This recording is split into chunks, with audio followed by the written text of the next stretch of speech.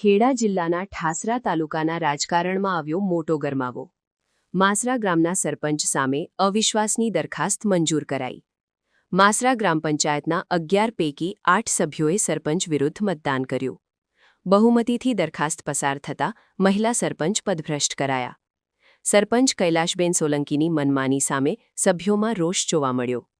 સરપંચ પદભ્રષ્ટ થતાં ગામના રાજકારણમાં ખળભળાટ મચ્યો.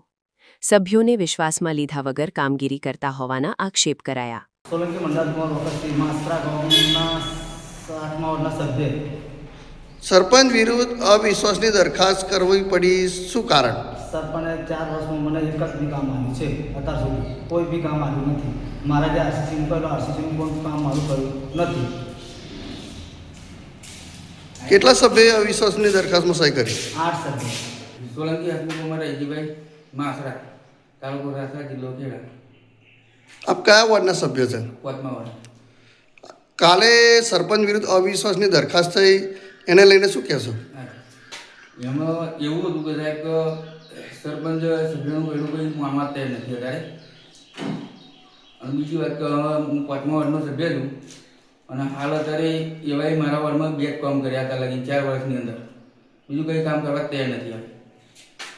કેટલા સભ્યોએ અવિશ્વાસની દરખાસ્તમાં સહી કરી? 8 સભ્ય. સમાચારની અવનવી અપડેટ જોતા રહો નિખરતા ગુજરાત ન્યૂઝ સાથે. નિખરતા ગુજરાત ન્યૂઝને લાઇક, શેર, સબસ્ક્રાઇબ કરો અને બેલ આઇકન દબાવીને સમાચારની ઝડપી માહિતી મેળવો.